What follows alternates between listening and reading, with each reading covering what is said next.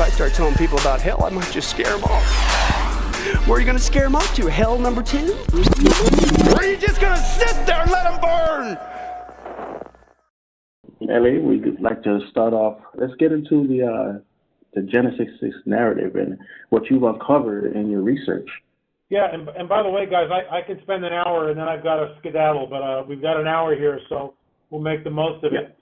Okay. You know, I've written a lot of books on the Nephilim, and specifically, my launching pad for this was a book that I read way back in 1989, 1990 by Dr. I.D.E. Thomas, who later became my mentor, and I dedicated my first standalone film, The Watchmen Chronicles, in their own words, UFOs Are Real, to Dr. I.D.E. Thomas, but I digress. Dr. Thomas's book, The Omega Conspiracy, was a life-changing book for me. I mean, and when I say that, I mean I'm not exaggerating.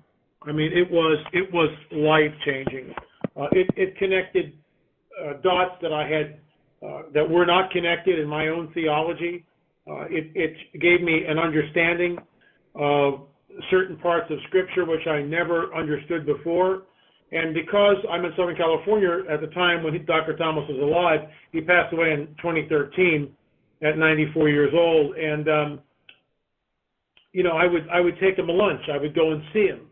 I would hang out with him. And, you know, if I had a question in my research, I would call him up. And he would answer those questions to a point. And then after I received my honorary doctorate from Dr. Thomas, that was it. It was...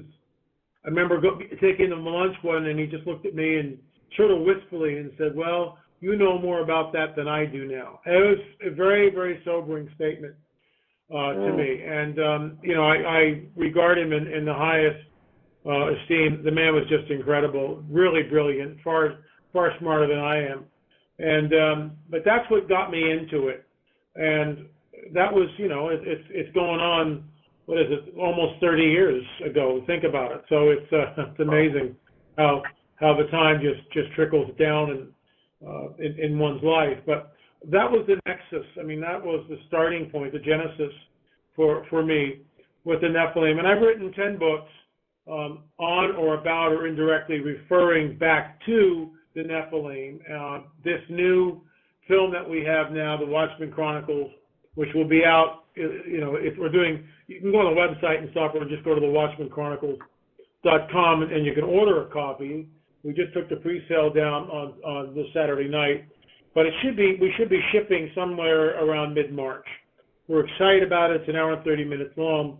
And why it doesn't have anything directly to do with the Nephilim. It has everything to do with the Nephilim, because that's what made Dr. Thomas's book so cutting edge even back then, because he took the Genesis 6 narrative, which states, and for those of you who don't know what it is, it basically says that the sons of God, which in my opinion, the Hebrew is the B'nai HaElohim, which transfers the angelic host. So the angels of heaven left their first estate, which we get from Jude, right?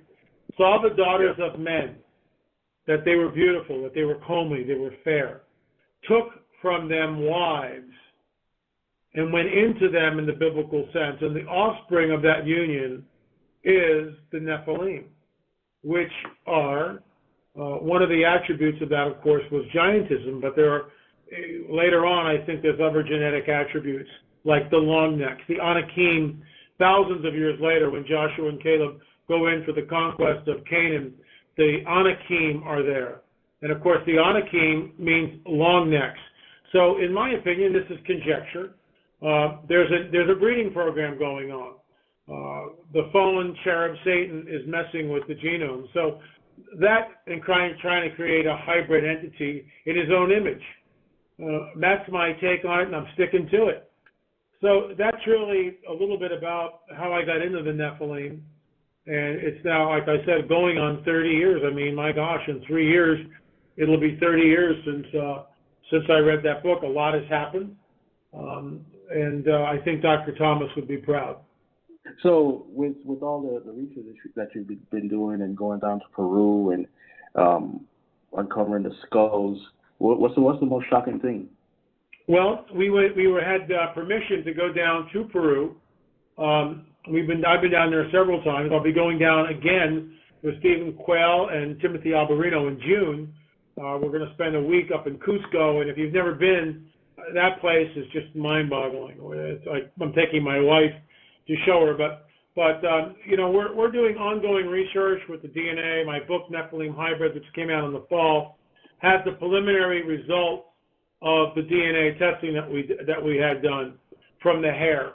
And what it showed, which was astounding, was that 4 of the samples which we tested showed a Middle Eastern and European ancestry. And that's not supposed to be there, because the Darwinian paradigm tells us specifically that at the end of the last ice age, when the Bering Strait, as we know it, that waterway which separates Asia from Alaska, was a land bridge, and people came across that land bridge and settled the Americas as we know it. And this is why when you do DNA testing of Native Americans, it will always show a haplogroup, the mitochondrial DNA from the mother, and that originates in Asia, which is typical for Native Americans. So to have 4 samples from Peru that show a Middle Eastern and a European haplogroup, in my opinion, rewrites history. Now, that being said, it's still way too early to tell. More testing needs to be done. But I found that testing that we accomplished, and we're constantly doing testing and reworking things, and hopefully we'll go down to Peru again and get better samples and have those tested. But it's very costly to do all this. Sometimes it can be $5,000 just to extract the DNA. So it's not chump change, that's for sure. No. Wow. So the evidence is becoming more conclusive than before? I wouldn't use those terms. I would definitely not use more complete. We're close, but we're not there yet. The evidence seems to be pointing towards genetic manipulation. That's what we think, but we're not sure. So got to be very cautious here. If you like our videos, don't forget to hit the subscribe button and the notification bell to get all our frequent updates.